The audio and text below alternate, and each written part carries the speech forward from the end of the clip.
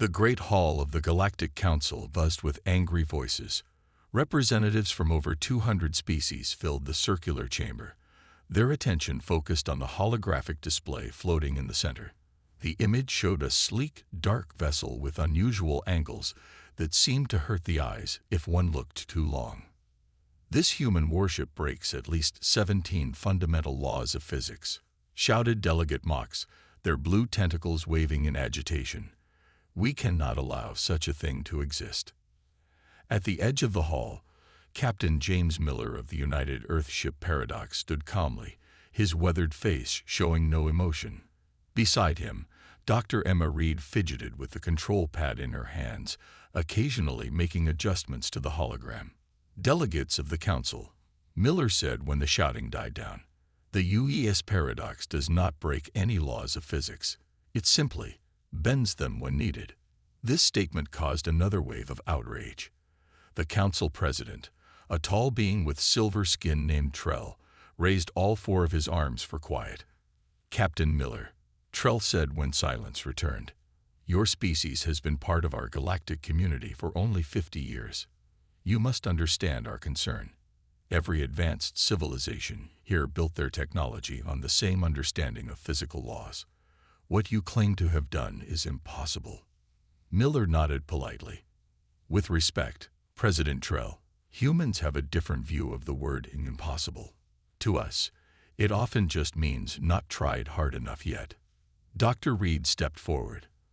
Unlike her captain, she looked nervous, her eyes darting around the room. But her voice was steady when she spoke. "The paradox uses what we call reality distortion field technology," she explained. "It creates a bubble around our ship where certain physical constants can be adjusted." "Adjusted?" a reptilian delegate hissed. "Physics is not a setting to be changed."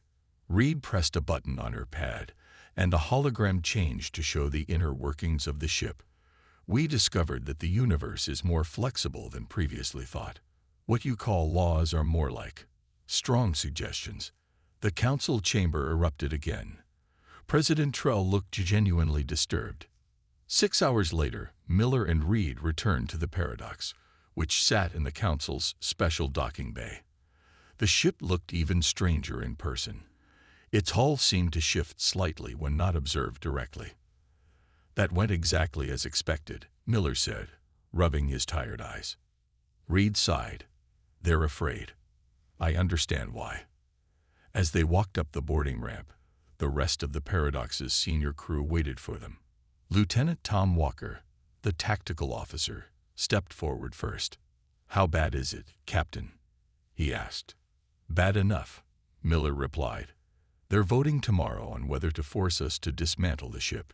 Chief Engineer Marcus Bell snorted. "They can try. I'd like to see them even understand how to take her apart."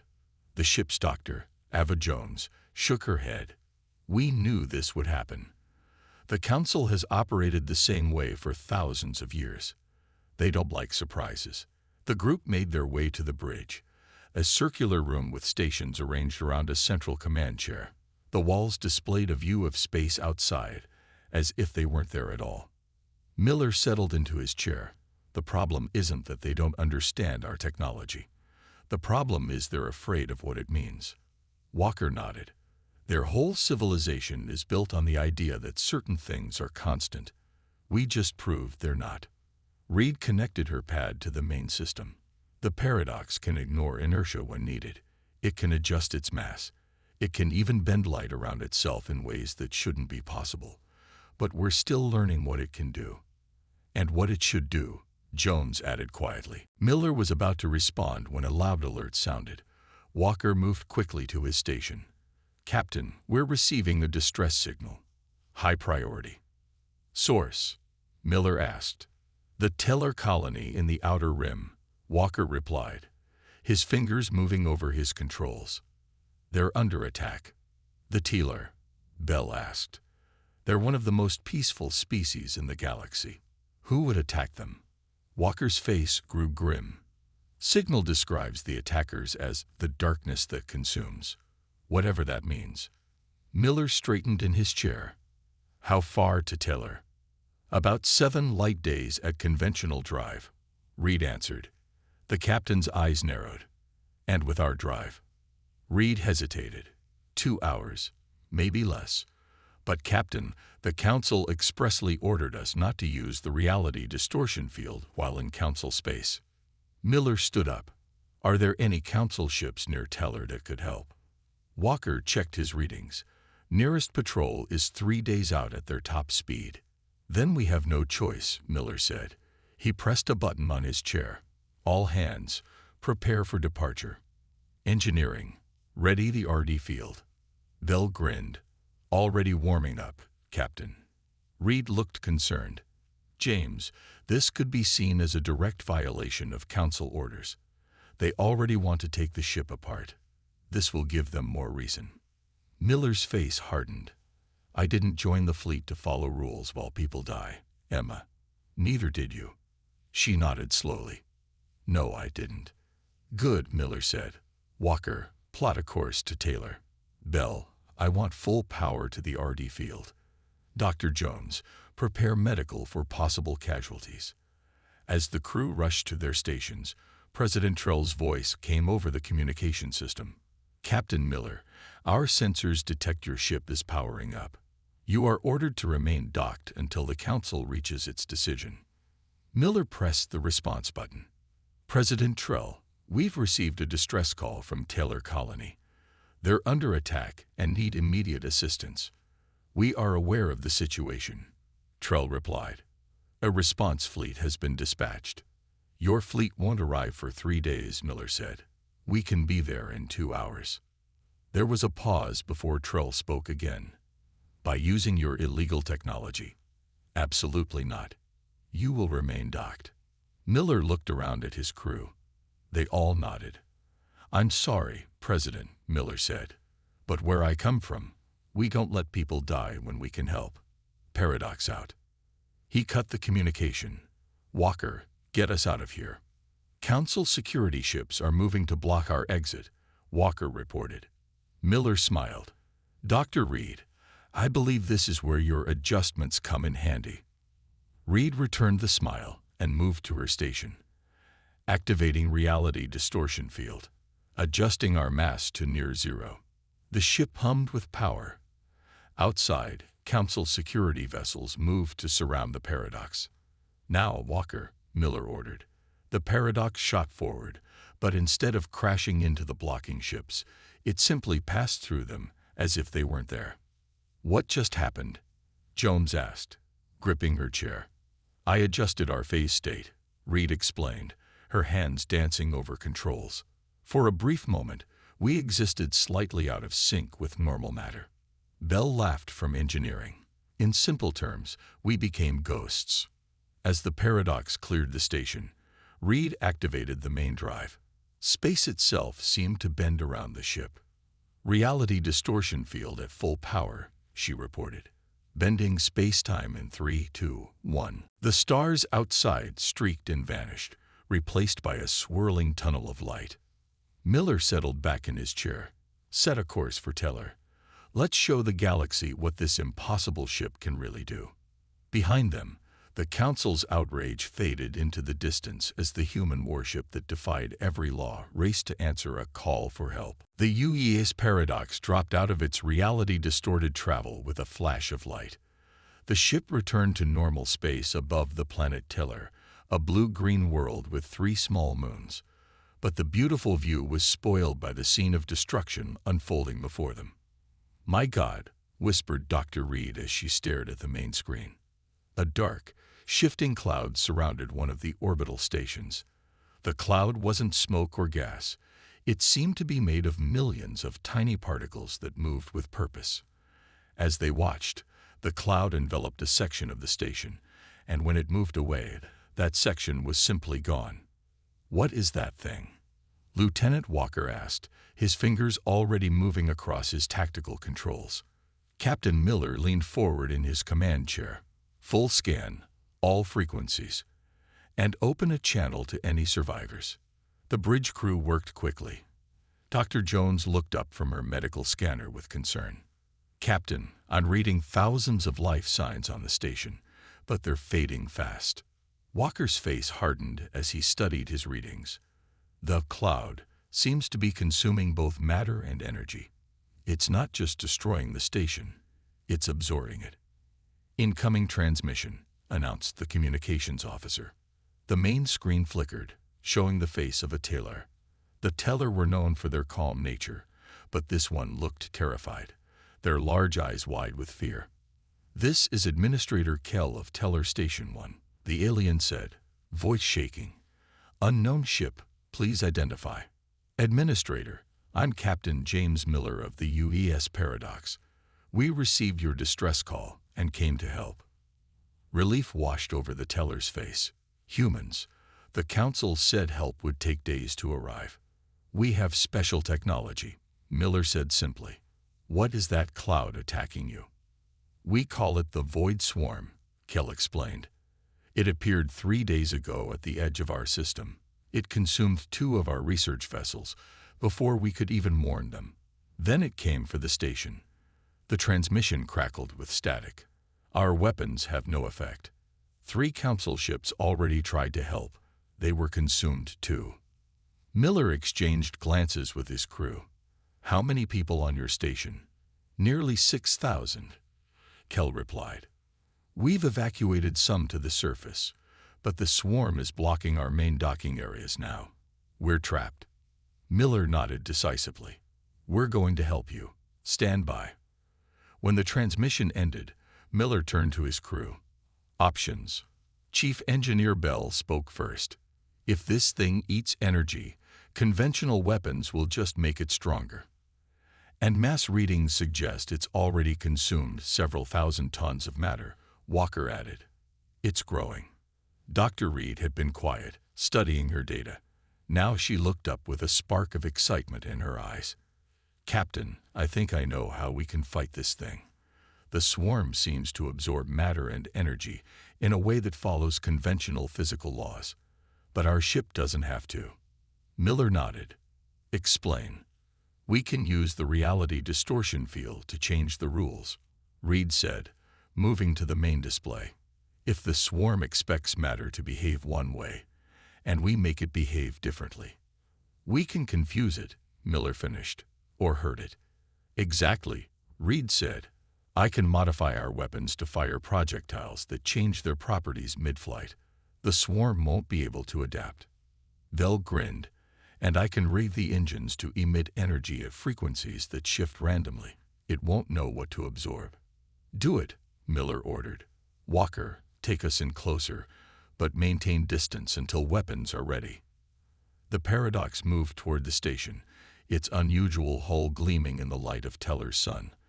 On the station, the teller watched with hope as the strange human ship approached. Inside the engine room, Bell and his team worked feverishly to modify the ship's systems. The reality distortion field generators hummed with power as Reed made her adjustments from the bridge. "Weapons ready, Captain," Walker reported after 15 tense minutes. "Modified torpedoes loaded. Reality distortion field configured for combat," Reed added. "But I should warn you, we've never used the field this way before. The strain on the ship could be significant." Miller nodded. "Noted. All hands. Battle stations." The crew secured themselves as the Paradox moved toward the Void Swarm. The dark cloud seemed to notice the ship approaching and separated from the station. A tendril of darkness reached toward them. "It's coming for us," Jones said quietly. "Fire first salvo," Miller ordered. Walker pressed the launch control. 3 torpedoes shot from the Paradox, heading straight for the approaching tendril. As they flew, the torpedoes began to change. Glowing, shifting, their very matter transforming from solid to energy, and back again. The Void Swarm engulfed the first torpedo, but instead of being consumed, the torpedo's distorted matter caused a visible ripple through the cloud. The second and third torpedoes hit different sections with similar effects. "It's working," Walker shouted. "The swarm is recoiling." Miller allowed himself a small smile. "Keep firing. Reed, increase distortion field around the ship. Let's show this thing what happens when it picks on humans." The battle that followed was unlike anything the watching teller had ever seen. The paradox moved in impossible ways, sometimes seeming to be in multiple places at once. Its weapons fired energy that changed form mid-flight. When the swarm tried to adapt, the paradox simply changed its approach. On the bridge, warning lights flashed as the ship groaned under the strain. Hull stress at dangerous levels, Bell reported from engineering. The reality distortion field is pushing our structural integrity to the limit. Can we hold together long enough to drive this thing away from the station? Miller asked. Bell hesitated. Maybe, but I can't promise we'll have enough power left to get home.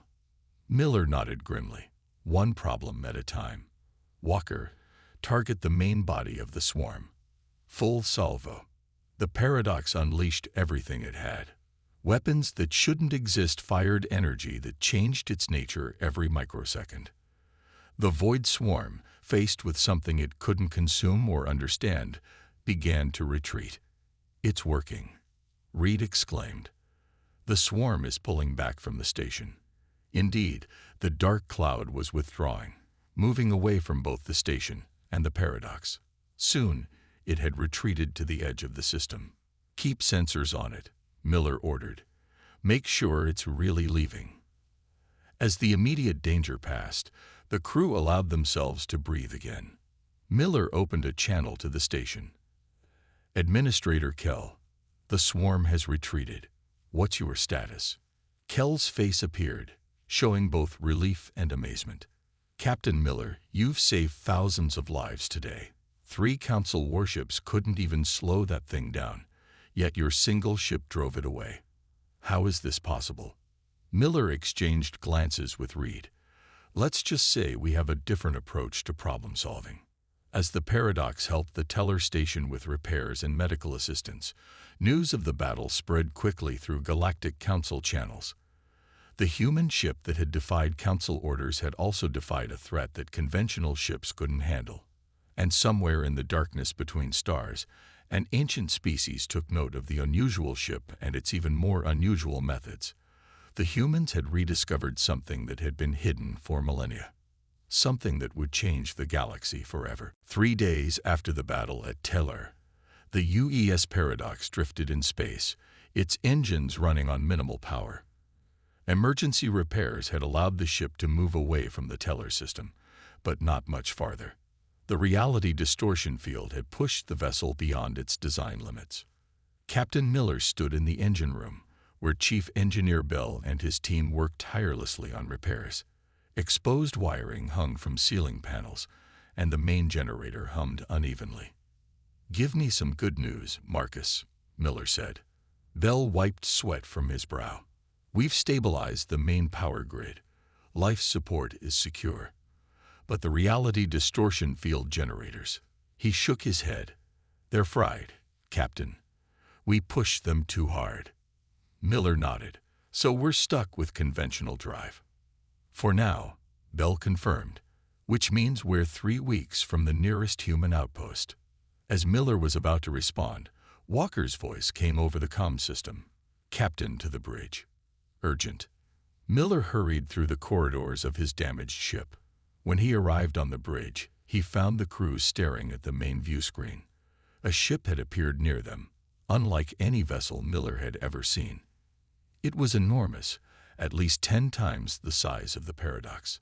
Its shape reminded Miller of a giant leaf, with veins of light pulsing across its surface. It had no visible engines or weapons, yet it radiated power. Where did that come from? Miller asked. Our sensors should have detected it before it got this close. It just appeared. Sir, Walker replied, his voice hushed with awe. 1 second it wasn't there, and the next. Dr. Reed was scanning the vessel, her eyes wide. Captain, that ship is using technology far beyond anything in the Galactic Council database. Its hull composition doesn't match any known material. Are they hailing us? Miller asked. No, sir. No communications at all. Miller straightened his uniform. Open a channel. When the communications officer nodded, Miller spoke clearly. This is Captain James Miller of the United Earth Ship Paradox. Please identify yourself." For a long moment, there was no response. Then, without warning, a beam of golden light shot from the alien vessel, enveloping the paradox. "Shields," Miller shouted. "No effect, sir," Walker reported. "The beam is passing right through our shields, but it's not causing any damage." Reed checked her readings. It appears to be a scan of some kind, extremely detailed. As suddenly as it had appeared, the beam vanished. The bridge crew waited tensely for what would happen next. A voice filled the bridge, not coming through the communication system, but seemingly from the air itself. "Captain James Miller, we have been watching. You may call us the Elders." Miller exchanged glances with his officers. The Elders were considered a myth, an ancient species said to have withdrawn from galactic affairs millennia ago. "What do you want with us?" Miller asked. "To speak," the voice replied. "You and your science officer will come aboard our vessel." Reed's eyes widened. "Us? Why?" "You have discovered what was hidden. You must learn the truth." Miller frowned. "Why should we trust you?" A pause then. "We offer a gift of good faith." Another beam shot from the Elder ship, this one blue-white. It focused on the Paradox's engine section. Bell's surprised voice came over the comm. "Captain, the reality distortion field generators. They're repairing themselves." Reed checked her console in amazement. "The damage is being reversed at the molecular level. This technology is incredible." Miller made his decision. "Dr. Reed and I will come aboard. Lieutenant Walker, you have command until we return." Walker looked worried. "Sir, with respect, this could be a trap." "Maybe," Miller acknowledged, "but they could have destroyed us already if they wanted to. And I need answers." 20 minutes later, Miller and Reed stood in the Paradox's teleportation chamber. They had no idea if the Elder ship had compatible technology, but the voice had instructed them to prepare for transfer. Reed fidgeted with her scanner. "I've never been this nervous or excited at the same time." Miller smiled slightly. "First contact with a mythical species will do that." Before Reed could reply, golden light surrounded them. There was a sensation of movement without moving, and suddenly they stood in a vast circular chamber. The room defied explanation. Its walls seemed to shift between solid and transparent. The floor beneath their feet felt both hard and somehow yielding. And at the chamber's center stood 3 tall figures. The Elders were humanoid, but clearly not human. Their skin shimmered with a pearl-like luster. They had no visible hair, and their eyes were large, solid orbs of deep blue. They wore simple robes that flowed like liquid. "Welcome," spoke the tallest Elder. Its voice had no discernible gender. "I am Keeper of Memory." Miller stepped forward. "Thank you for your invitation, and for repairing our ship." The Elder inclined its head. "The damage was our responsibility, in a way. You used knowledge that was not meant to be rediscovered so soon." Reed couldn't contain herself. "You know about our reality distortion technology." The second Elder spoke. "It is not your technology, human scientist. It is the original science, knowledge that existed before the current order of the galaxy." The third Elder waved a hand, and the chamber transformed. Suddenly, they stood in what appeared to be space itself, with stars and galaxies surrounding them. "Long ago," the Keeper of Memory explained, "the first civilizations understood that reality is fluid. What you call laws of physics are merely the most common arrangements of possibility." Images appeared around them, ancient ships that bent and twisted in impossible ways, worlds being reshaped by technology, stars being moved like game pieces. "This knowledge gave power beyond imagining," continued the Keeper, "and led to war beyond comprehension. The beautiful images were replaced by scenes of destruction, planets shattering, entire star systems being consumed by strange energies." Miller watched in horror. "What happened?" "The universe nearly ended," said the second Elder. "To prevent total destruction, we and the other surviving species agreed to impose order. We established fixed physical laws, and locked away the knowledge of how to change them. Reed's scientific mind raced with implications. You're saying you deliberately limited how the universe works. That's necessary, the third elder finished. For billions of years, species have evolved in this simplified universe. They built civilizations based on consistent physical laws. The Galactic Council's entire foundation relies on this consistency. The Keeper of Memory turned to face them directly. And then humans came along. Your species thinks differently. You question everything, even reality itself. Your ship, said the second elder, has accidentally rediscovered fragments of the original science. The way you bend what you call reality is primitive but functional. It is like a child finding a forgotten weapon. Miller frowned. We meant no harm. We built the paradox for exploration, not war. Yet you used it in battle, the third elder observed. To save lives, Miller countered. Against something called the Void Swarm. It was consuming a space station. The three elders grew very still. They communicated silently among themselves for a moment. The Void Swarm, the Keeper finally said. We had hoped it was contained forever. Reed stepped forward. You know what it is. It is a weapon from the ancient war, explained the Keeper. A self-replicating entropy accelerator designed to consume matter and energy. It should have been locked away with the other remnants of that time. If it has truly returned, said the second elder, then the seals on the old knowledge are breaking. The simplified physics we imposed is beginning to fail. And your ship, the third elder added, with its crude manipulation of reality, may have accelerated the process. Miller felt a chill. Are you saying we're responsible for this threat?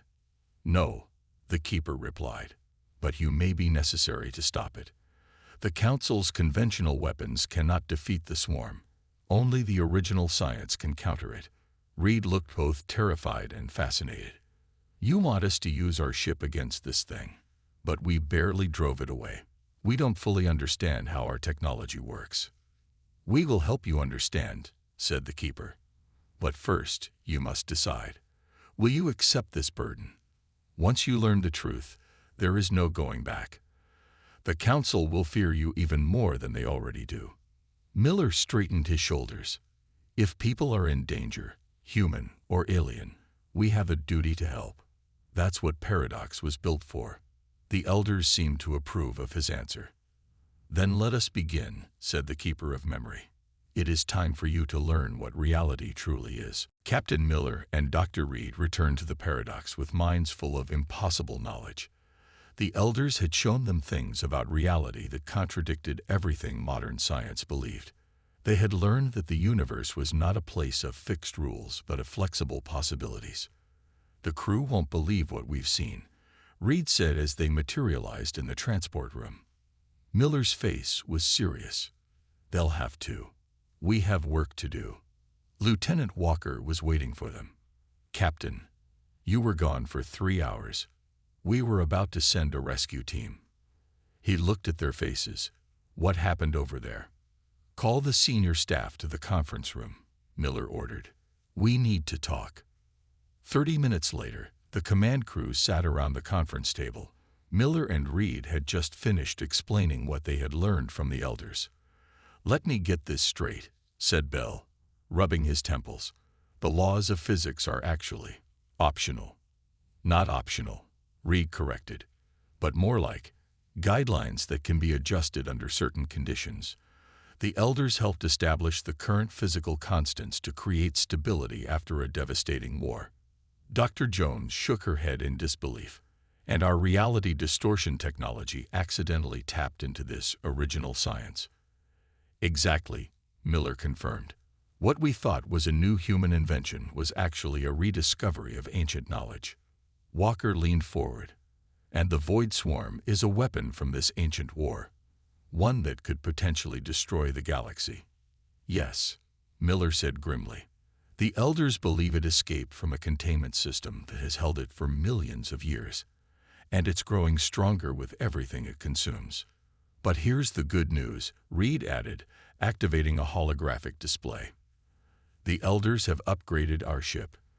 The display showed the Paradox's systems, now glowing with new energy pathways. Our reality distortion field is 10 times more powerful and more stable, and they've given us blueprints for weapons specifically designed to fight the swarm. Bell whistled. I've been wondering why the engines felt different. The power output is incredible. So what's our mission? Walker asked. Miller stood up and paced the room. The void swarm is heading toward the galactic core. If it reaches the heavily populated systems there, billions will die. We need to stop it. Alone? Jones asked incredulously. Shouldn't we contact Earth? Or the Council? Miller shook his head. The elders advised against it. The Council fears our technology. If they learn what we now know about reality, they might panic. Besides, conventional ships would be useless against the swarm. So it's just us, Walker said quietly. Not entirely, Reed interjected. The elders told us about other species who preserve fragments of the original science. Outcasts from the Council who might help us. Where do we find these outcasts? Bell asked. Miller activated a star chart. There's a system near the outer rim. The Nomad Nebula. The Council avoids it because its radiation interferes with standard navigation systems. But not with ours, Reed added with a small smile. Miller nodded. We set course immediately. The elders will delay the Council while we gather allies. 2 days later, the Paradox arrived at the Nomad Nebula. Swirling clouds of purple and green gas obscured normal visibility, but the ship's enhanced sensors cut through the interference. I'm detecting artificial structures, Walker reported from his station. Multiple ships, and what appears to be a space station hidden deep in the nebula. Any signs they've noticed us? Miller asked. Hard to tell. There's a lot of energy distortion in this region. Reed studied her readings. Captain, the patterns in this nebula aren't natural. The radiation has been deliberately modified to create a hiding place. Before Miller could respond, a voice came through the communication system. Unidentified vessel, you have entered protected space. Identify yourself or be destroyed. Miller nodded to the communications officer. This is Captain James Miller of the UVS Paradox. We seek the Forgotten Ones. There was a long pause. How do you know that name? The voice finally asked. The elders sent us, Miller replied. Another pause, then, hold position. Escorts are coming. Minutes later, 3 small ships emerged from the nebula. Their design was unlike anything in the Council registry, organic shapes with hulls that seemed to pulse with life. Those ships, Reed whispered, they're using biotechnology combined with reality manipulation, just like the elders described. The escort ships surrounded the Paradox and guided it deeper into the nebula. Eventually, a massive space station came into view. It appeared to be built into an asteroid, with structures growing out of the rock like crystal formations. The Paradox docked at the station. Miller selected a small team to accompany him. Reed, Walker, and 2 security officers. When they stepped onto the station, they found themselves in a vast chamber filled with beings from dozens of species. Some were recognizable, others completely alien. What they all had in common was that they were using technology that should not exist according to Council science. A tall figure approached them. It had 4 arms and skin that shifted colors like oil on water. I am Director Vox of the Alliance of the Forgotten. The elders rarely communicate with anyone these days. Why have they sent you to us? Miller explained about the Void Swarm and what the elders had revealed about the Paradox technology. Vox's skin darkened to a deep blue. So it has begun. The seals are breaking. You knew this would happen? Reed asked. We have lived outside Council space for generations, Vox replied. Our ancestors refused to abandon the original science. They were exiled for it, but they passed down warnings about the weapons of the ancient war. Will you help us fight the swarm? Miller asked directly.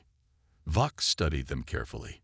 Humans are new to space, yet you've rediscovered the original science faster than any species in history.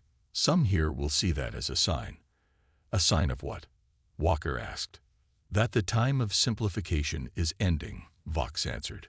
Come, your ship will need modifications if it's to stand against the swarm. For the next 3 days, the outcasts worked with the Paradox crew, enhancing the ship with their forgotten knowledge. Reed worked alongside alien scientists, absorbing centuries of hidden science. Bell integrated exotic materials into the engine systems. Walker studied weapons that could affect reality itself. On the 4th day, as they prepared to depart, an alarm sounded throughout the station. Council ships approaching, announced a voice over the station's comm system. Vox rushed to Miller. How did they find us? I don't know, Miller replied honestly. The elders said they would keep the council distracted. Vox's skin turned a worried gray. It doesn't matter now. You must leave immediately. We will hold them off. Miller shook his head. We won't abandon you. You must, Vox insisted. The swarm is the greater threat. If you engage the council here, the swarm will grow too powerful to stop. Reed checked her scanner. Captain, a large council fleet has entered the nebula. At least 20 warships. Miller faced a difficult choice: fight alongside their new allies, or continue their mission to stop the swarm. We'll draw them away from the station, he decided. If we can lead them out of the nebula, you'll have time to evacuate. Vox nodded gratefully. We will send ships to join you against the swarm when we can. Now go. The Paradox departed quickly, its new systems humming with power. As they cleared the station, the council fleet came into view, impressive warships moving in formation. They're hailing us, the communications officer reported. The main screen activated, showing the stern face of Admiral Wren, the council's military commander. Captain Miller, Wren said coldly, you have violated council law, stolen restricted technology, and now consort with exiles. You are ordered to surrender your ship immediately. Miller stood tall. Admiral, there's a greater threat approaching. Silence. Wren interrupted. Your deceptions end now. Stand down or be destroyed. As Miller prepared to respond, Walker suddenly shouted, energy spike. Massive distortion at the edge of the system. All eyes turned to the view screen as space itself seemed to tear open. A dark, roiling mass emerged, the void swarm, now 3 times larger than when they had faced it at Teller. Admiral, Miller said urgently, that is the real enemy. The swarm will consume your ships and everything else in its path. But it was too late for warnings. The swarm surged forward, engulfing the nearest council ship in seconds. As the council fleet turned to face this new threat, Miller knew the real battle was just beginning. Chaos erupted as the void swarm tore through the council fleet. 3 warships vanished in moments, consumed by the dark mass that seemed to grow with each victory. The remaining council vessels fired desperately, but their weapons passed harmlessly through the swarm, or were absorbed, making it stronger. On the bridge of the Paradox, Captain Miller watched grimly. Admiral Wren, he said, reopening the communication channel. Your weapons won't work against the swarm. Let us help you. Admiral Wren's face appeared on screen, his earlier arrogance replaced by fear. What is this abomination? A weapon from an ancient war, Miller explained quickly. It consumes matter and energy. Conventional weapons just make it stronger. Another council ship disappeared into the darkness. Wren's face hardened. What do you propose, Captain? My ship has been modified to fight the swarm. Get your remaining vessels behind us. We'll create a path for retreat. Wren hesitated, clearly torn between pride and survival. Finally, he nodded. Very well, but this changes nothing regarding your violations. Miller turned to his crew as the communication ended. Battle stations. Dr. Reed, prepare the reality distortion field for combat configuration. Reed's hands flew over her console. The new modifications from the outcasts should let us create localized reality bubbles. We can trap portions of the swarm and change the physics inside those bubbles. And the main weapon? Miller asked. Walker responded, charged and ready. But we only have enough power for one shot. Miller nodded. We'll save it for when we need it most. Bell, how are the engines? The new configurations are holding. Bell reported from engineering. But I've never seen power readings like this. We're bending a lot of rules here, Captain. That's the idea, Miller said with grim determination. Let's show this thing what happens when you threaten our galaxy. The Paradox moved forward, positioning itself between the retreating council ships and the advancing swarm. The dark entity seemed to sense the different nature of the human vessel and focused its attention on this new threat. It's coming for us, Walker reported. Good, Miller replied. Reed. Activate the distortion bubbles. Reed pressed a sequence of controls. Bubbles deployed. Around the Paradox, 5 spheres of warped space appeared, each with different properties. As tendrils of the swarm entered these bubbles, strange things happened. In one bubble, the darkness solidified into crystal. In another, it dissolved into harmless light. In a third, it froze in place, unable to move. It's working, Walker exclaimed. But their victory was short-lived. The main body of the swarm adjusted quickly, avoiding the bubbles and continuing its advance. It's learning, Reed warned. The bubbles won't work twice on the same section. Miller gripped the arms of his command chair. Bell pushed the engines to maximum. Walker, fire phase disruptors. The Paradox surged forward, weapons blazing. The phase disruptors, technology provided by the Outcasts, fired energy that existed in multiple states simultaneously. Where they struck, the swarm recoiled, unable to adapt to something that was and wasn't there at the same time. For several minutes, the battle raged. The Paradox danced around the swarm, striking and retreating, each attack forcing the entity to adjust. But the strain on the ship grew with every maneuver. Hull integrity failing in sections 3 through 7, Bell reported. The reality distortion field is putting enormous stress on our structure. A violent shudder ran through the ship as a tendril of darkness struck them directly. Direct hit to the port engine, Walker shouted. We're losing power. Miller looked at the tactical display. The council ships had escaped to a safe distance, but the swarm was still massive and growing. Their attacks were only slowing it down, not defeating it. We need a new approach, Miller said. Reed, what would happen if we detonated our main drive core inside the reality distortion field? Reed's eyes widened. The explosion would be contained within the field, creating a pocket of completely unstructured reality. It could reset the physical laws within that space too. Well, nothing. Could that destroy the swarm? In theory, yes. But we'd have to be inside the field when it happens. Miller nodded. Can we program the ship to maintain the field around the engine section only, then detach that section? Reed thought for a moment. Yes, but someone would need to stay behind to ensure the field remains stable until detonation. A heavy silence fell over the bridge. Miller stood. I'll do it. No, Reed said firmly. It needs to be me. I'm the only one who fully understands how the field works with the modifications. You need to command the rest of the ship to safety. Before Miller could argue, the ship rocked with another hit. We're out of time, Walker warned. The swarm is surrounding us. Miller looked at Reed, seeing the determination in her eyes. He knew she was right. Begin evacuation of all non-essential personnel to the forward section, he ordered. Prepare for emergency separation. As the crew rushed to comply, Miller turned to Reed. You're sure about this? She nodded. The elders showed us that reality is more flexible than we ever imagined. Maybe that applies to life and death too. She managed a small smile.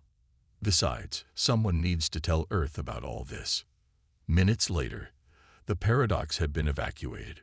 Only Reed remained in the engine section, surrounded by the humming reality distortion generators. The rest of the crew, including Miller, were in the forward section, ready to separate. All personnel secure, Walker reported. Separation mechanism charge. Miller opened a final communication to read. Emma. Her face appeared on screen. It's been an honor, James. Now get our people home. Miller nodded, emotion tightening his throat. Initiate separation. With a series of loud clangs, the paradox split in two. The forward section, resembling a large shuttle, moved quickly away. The engine section, still containing the reality distortion field generators and the main drive, drifted toward the heart of the swarm. From the command console of the escape craft, Miller watched as Reed guided the engine section deeper into the darkness. She's reached the center, Walker said quietly. Reed's voice came through, broken by static. Field is stable. Drive core overload in 10 seconds. Good luck. Paradox. The next moments seemed to stretch into eternity. Then, suddenly, a blinding flash erupted where the engine section had been. But instead of expanding outward like a normal explosion, the light collapsed inward, creating a perfect sphere of nothing. The sphere expanded rapidly, engulfing the void swarm. Where the sphere passed, the darkness simply ceased to exist. Not destroyed, not transformed, just gone, as if it had never been there. Then, as quickly as it had appeared, the sphere collapsed back to a single point and vanished. What just happened? Walker asked, staring at the now empty space. Miller checked the sensors. The swarm is gone, completely. A console beeped. Captain, the communications officer said with surprise, we're receiving a transmission. It's Dr. Reed. Miller jumped to his feet. Put it through. The view screen flickered, showing Reed inside what appeared to be a small escape pod. She looked as surprised as they were. I don't understand, she said. The pod ejected automatically just before detonation. But the odds of surviving that. The elders, Miller realized. They must have added more modifications than they told us. Before they could celebrate further, multiple council ships approached, led by Admiral Wren's flagship. Captain Miller, Wren's voice came through. What did we just witness? Miller straightened his uniform. The defeat of the greatest threat this galaxy has faced in millions of years. Admiral. There was a long pause before Wren spoke again. The Council will want explanations. About everything. They'll get them, Miller promised. But they need to understand that the universe is changing. The old rules, their rules, won't be enough anymore. As the rescue pod carrying Reed was recovered, and the remains of the paradox were surrounded by council ships, Miller knew that nothing would be the same again. Humans had not just bent the laws of physics, they had helped reshape the future of the galaxy. In the distance, unseen by human or council sensors, the eldership watched. The experiment had succeeded better than they had hoped. Humans had not only mastered fragments of the original science, but had used it wisely. Perhaps it was finally time for the simplified universe to evolve once more. The human warship had defied every law, and in doing so, had begun to write new ones.